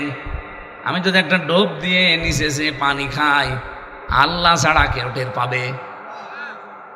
এরপরও আমি মরে গেলেও আজানের আগে কিছুই খাবো না। কার ভয় বলেন তো? আরো জোরে বলেন। আল্লাহ বলেন এই ভয়টাই যখন মানুষের তৈরি হবে, রোজার মতো জীবনের প্রতিটি দিক আর বিভাগে প্রত্যেকটি জায়গায় যখন এই ভয়টা তৈরি করতে পারবে, আমি আল্লাহ ওকে এমন জায়গা থেকে বিপদে পড়লে সাহায্য করব, ওর ধারণাও ছিল না যে দরজা খুলে যেতে পারে। আমি 2009 সালে যখন বিশ্ববিদ্যালয়ে ভর্তি হয়েছিলাম ফার্স্ট ইয়ারে, ওই সময় একবার তারাবি পড়িয়েছিলাম। যিনি আমার পেছনে আছে উনি মুফতি, হাফেজ না, খুব ভালো মুফতি। আমি যে আয়াতটা পড়লাম, এর পরের আয়াতটা পড়ছিলাম, আস্তাবাকাল বাবা ওয়া কাদ্দাত কামিসাহু মিন দুবুরি ওয়া আলফায়া সাজ্জিদাহা লাদাল বাব। এই আয়াতটার এই এক বাব শব্দটা ছেড়ে গেছে। নামাজ শেষ, নামাজের পরে উনি নামাজ শেষ সালাম ফিরালাম, আমারে বলছে হাফেজ সাহেব দরজা এখনো খুলিনি। দরজা খুলিনি মানে? তার মানে উনি অর্থের দিকে খেয়াল করে মেলাতে মেলাতে যাচ্ছিলেন। ইউসুফ নবী দরজার কাছে যাবে, তাফসিরে পড়েছি দরজার কাছে যে দাঁড়িয়েছিল, জুলাইখা যখন পেছন থেকে দৌড় দিয়েছে, তখন হযরতে ইউসুফ সামনের দিকে আল্লাহর দিকে তাওয়াক্কুলটা, বিশ্বাসটা, ভরসাটা এত বেশি করেছিলেন, রব্বুল আলামিন সঙ্গে সঙ্গে নিজে কুদরতিভাবে জিবরাইল দিয়ে দরজা খুলে দিয়েছেন। হযরতে জিবরাইল বলে আমি আরশের পায়া ধরে সব সময় বসে থাকি। পৃথিবীতে আমি যতবার এসেছি স্বাভাবিকভাবে এসেছি, শুধুমাত্র 2 বার আমি খুব তাড়াতাড়ি এসেছিলাম। একদিন হযরতে ইব্রাহিম নবী যেদিন ছুরি চালাচ্ছিলেন তার সন্তান ইসমাইলের গলায়, ওই দিন আমার আল্লাহ আরশ থেকে ডাক দিয়েছে, জিবরাইল একটা দম্বা নিয়ে আমার ইব্রাহিমের ছুরির নিচে ধরো আর ইসমাইলকে পেছনে দাঁড় করিয়ে দাও। ওই দিন তাড়াহুড়া করে জান্নাতের দম্বা নিয়ে আমি যে শুয়ে দিয়েছিলাম, এত তাড়াতাড়ি আমি দুনিয়ায় কোনোদিন যাইনি। দ্বিতীয় নম্বরে হযরতে ইউসুফ নবী যেদিন দরজার কাছে যেয়ে দাঁড়িয়েছিল আনমনা হয়ে, না দরজা তো খোলে না, ঠিক ওই সময় তার তাওয়াক্কুলটা দেখে এত সুযোগ পাওয়ার পরও সুযোগ কাজে না লাগিয়ে আল্লাহর ভয়ে নিজের চরিত্রকে সংশোধন করেছে। আল্লাহ এত বেশি খুশি হয়েছিল, আমারে ডাক দিয়েছে, জিবরাইল জলদি করে যাও, আমার ইউসুফ নবী দাঁড়িয়ে আছে দরজার সামনে, তুমি যে তাড়াতাড়ি দরজা খুলে দাও। ওদিকে মাত্র 3-4 হাত পেছনে জুলাইখা। এতটুকু আসতে যতটুকু সময় লেগেছে, খুব বেশি 3-4 সেকেন্ড লাগার কথা, এই 3-4 সেকেন্ডের ভেতরে আরশ থেকে হযরতে জিবরাইল এত দ্রুত এসেছিলেন, এসে দরজা 7টায় পরপর খুলে দিয়েছিলেন। আল্লাহ বলেন, শুধু এভাবে আমি ইসমাইল, ইব্রাহিম আর ইউসুফকে না, ফাস্তাজাবনা লাহু ওয়া নাজ্জাইনাহু মিনাল গাম্মি ওয়া কাযালিকা নুনজিল মুমিনিন। এইভাবে যদি আমার বান্দারা সত্যি আমাকে ভয় করার নীতি অবলম্বন করে, আমি তাদের ডাকে সাড়া দিয়েছি, যেমন ইউনূসের ডাকে সাড়া দিয়েছি। ওয়াকাযালিকা নুনজিল মুমিনিন, এভাবে আমার মুমিন বান্দাদের ডাকে আমি আল্লাহ সাড়া দিয়ে সাহায্য পাঠাবো। অবিশ্বের মুসলমানেরা বলেন তো, সে আল্লাহর শক্তি এখন ওই রকমই আছে না একটু কমে গেছে? সুতরাং আল্লাহর ভয়টা আমরা এই মাসে এমন ভাবে তৈরি করতে চাই, 11 মাসে যদি বিপদেও পড়ে যায়, সামনে যেহেতু বড় বড় বিপদ কিন্তু অপেক্ষা করছে, বিশেষ করে আমাদের প্রতিবেশীদের বিপদ। এ পৃথিবীর নিকৃষ্ট প্রতিবেশী আমাদের, এত মিথ্যা কথা বলা প্রতিবেশী দুনিয়ার কারণেই। বিশ্বের যতগুলো দেশ আছে তাদের আশপাশে যারা প্রতিবেশী তারা সাহায্য পাঠায়, আর আমরা এমন প্রতিবেশী পেয়েছি শুধু আমাদের 12টা বাজায়। এই 54 বছর আমাদের বিরুদ্ধে সবচাইতে বেশি মিথ্যা তথ্য ছড়িয়েছে আমাদের এই প্রতিবেশী ইন্ডিয়া। কথা বলে না কেন? ওরা এখনো বসে নেই, ওরা চেষ্টা চালিয়ে যাবে। এই জন্য আমাদের সামনে তাকওয়ার এই নীতি ছাড়া কোনো উপায় নেই। তাকওয়া ছাড়া, আল্লাহর সাহায্য ছাড়া সামনে বাঁচার কোনো পথ নেই। আল্লাহর শুকরিয়া যদি আমরা এখানে এখন এই রোজার মাসে আদায় করতে চাই, অনেকে মনে করেন টুটি পর্যন্ত খেয়ে একটা ঢেকর তুলে আলহামদুলিল্লাহ হয়ে গেল না, এটা একটা বাক্য। কোন মানুষ যদি শুকরিয়া আদায় করতে চায়, আল্লাহ পাক আমি কোরআন থেকে বলছি, ওয়া ইয তাআযানা রাব্বুকুম লা ইন শাকারতুম লাযীদান্নাকুম ওয়া লা ইন কাফারতুম ইন্না আযাবি লাশাদীদ। এটা সূরা ইব্রাহিমের 9 নম্বর আয়াতে আছে। রব্বুল আলামিন বলেন, শুকরিয়া যদি আমার কোনো নিয়ামতের আদায় করো, আমি আল্লাহটা বাড়িয়ে দেব, কুফরি করলে ছিনিয়ে নেব, কঠিন আযাবে ফেলে দেব। শুকরিয়া আদায়ের মাধ্যম হচ্ছে 3টা। 1 নম্বরে মুখে স্বীকার করা লাগবে যে হাঁটায় নিয়ামত, রমজান যে আমাদের জন্য নিয়ামত, আমরা স্বীকার করি। বলেন বলেন, আরে ভাই বেরোজাদার যারা তাদের বাদ দিলাম, রমজান যে কত বড় নিয়ামত। আমি নিজেরটা বললাম, আমার ডায়াবেটিস এখন কন্ট্রোলে, গ্যাস এখন স্বাভাবিক, আমার শরীরও এখন সুস্থ। 1 মাস রোজা রাখার দ্বারা পুরা এই যে ক্যান্সার হয়, টিউমার হয়, এই কোষগুলো আল্লাহ পুরাটা আমাকে কমপ্লিট করে দেবে, সুস্থ বানিয়ে দেবে। এগুলো তো দুনিয়ার, আখিরাতে তো আরো আলাদা আছে। পৃথিবীতে মানুষ বিপদে পড়লে যার মাধ্যমে আল্লাহ সাহায্য পাঠাবে তার নাম তাকওয়া। ওয়ামাইয়াত্তাকিল্লাহা ইয়াজআল লাহু মাখরাজা। কোন মানুষ যদি আল্লাহকে ভয় করার নীতি অবলম্বন করে জীবন কষ্ট করে হলো চালাতে পারে, এমন জায়গা থেকে তার সাহায্য আসবে, তার ধারণাও ছিল না যে এরকম জায়গায় সাহায্য আসতে পারে। সেই সুযোগ আল্লাহ রমজানের মাধ্যমে আমাদের করে দিয়েছেন। সুতরাং আমরা স্বীকার করছি রমজান একটা ইবাদত এবং একটা নিয়ামত। 2 নম্বরে অন্তরে এটা মানা। অন্তরে মানা মানে ভেতরে একটা আনন্দ লাগবে আপনার রমজান আসলে, আমরা জানি মুমিন যারা তাদের লাগে। 3 নম্বরে আল্লাহর দেওয়া নিয়ম নীতি, সামনে রমজানের মাধ্যমে যে শিক্ষাগুলো আল্লাহ দিতে চেয়েছেন পঙ্খানো আদায় করার নাম হচ্ছে শুকরিয়া আদায় করা।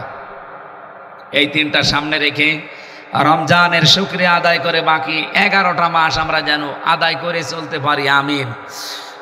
আর যেহেতু 5-6 মিনিট আছে, আজান দেবেন এখনই, দিয়ে এখানে নামাজ পড়ে নেবেন, আল্লাহুম্মা আমিন। লা হাওলা ওয়ালা কুওয়াতা ইল্লা বিল্লাহিল আলিয়্যিল আযীম। এই মোনাজাতটা বসে করেন। আল্লাহুম্মা গফিরলি ওয়ারহামনি ওয়াহদিনি ওয়াফিনি ওয়ারযুকনি ইয়া রাব্বাল আলামিন। দিনের বেলায় হাজারো কাজ আমাদের ছিল, সব বাদ দিয়ে কোরআনে কারীম শোনার জন্য যারা চাতক পাখির মতো বসে আছে, তোমার কোরআন জানিয়েছে ওয়াবুদ রাব্বাকা হাত্তা ইয়াতিয়াকাল ইয়াকিন। ইবাদত ওই দিন পর্যন্ত করা লাগবে যতদিন মরণ না আসে। আল্লাহ মরণ পর্যন্ত ইবাদতে আমাদেরকে নিয়োজিত রাখো আল্লাহ। কোরআনের প্রচারের জন্য আজকের এই অনুষ্ঠান যারা সাজিয়েছে, এই মানুষগুলোকে কোরআনের ইজ্জতে তুমি কবুল করে নাও। এ মাহফিলের সম্মানিত সভাপতি মুফতি সাহেবকে মঞ্জুর করো। প্রধান অতিথি অধ্যাপক মুজিবুর রহমান সহ যত অতিথি এসেছে, বিশেষ করে প্রশাসনের যে ভাইগুলো আজকে দায়িত্ব পালন করেছে, যারা তাদের নিজের মা বাবা আত্মীয় স্বজন স্ত্রী পুত্র ছেড়ে বাংলার বিভিন্ন প্রান্তরে জানমাল হেফাজতের জন্য দায়িত্ব পালন করে, এদের পুরা ইবাদতটা তুমি দায়িত্বটা ইবাদত হিসাবে মেনে নাও। পরিবারস্থ লোক যারা আছে বিভিন্ন জায়গায়, এদেরকে তুমি সহি সালামতে রাখো আল্লাহ। তাদের শরীরটাও তুমি সুস্থ রাখো, বাংলাদেশকে সুস্থ রাখার জন্যে। কিছু কলাঙ্কার অফিসারের কারণে আজ পুরা প্রশাসনের ওপরে দেশের মানুষের একটা রাগ, আল্লাহ এদেরকে তুমি আবার স্বাভাবিক জীবনে ফিরিয়ে দাও। আগের অবস্থায় সুনামের সাথে দায়িত্বগুলো পালন করার সুযোগ করে দাও। মা বোনদেরকে খাদিজার মতো আয়েশার মতো বানাও আল্লাহ। আমার কণ্ঠটা বসে গেছে, মেহেরবানি করে কণ্ঠটা তুমি ছেড়ে দাও। এলাকায় মাটির নিচে যারা ঈমান নিয়ে ঘুমিয়েছে, এদেরকে ক্ষমা করে দাও। মাওলানা হোসাইন মাহফুজ হারুনুর রশিদ সহ যত আলেম এসেছে, আলেমদেরকে আলেম হিসাবে কবুল করে নাও। এই যে সামনে এখনো 27-28টা রোজা আমাদের সামনে, আল্লাহ হক আদায় করে সঠিকভাবে পালন করার তৌফিক দাও। আগামী বছর রোজা পাবো কিনা জানি না। এই রোজার যে বরকতগুলো আছে, 27টা বরকত আমাদের দুনিয়া আখিরাতে দান করো রব্বুল আলামিন। কখন কার কাছে আজরাইল আসে জানি না, কোনো দুঃখ নেই মরতে আমাদের, কিন্তু আমরা সেজদা অবস্থায় মরণ চাই, রোজা রাখা অবস্থায় মরণ চাই, কোরআন পড়া অবস্থায় যেন মরণ আসে। জীবনের শেষ কথা যেন বলতে পারি, লা ইলাহা ইল্লাল্লাহু মুহাম্মাদুর রাসূলুল্লাহ।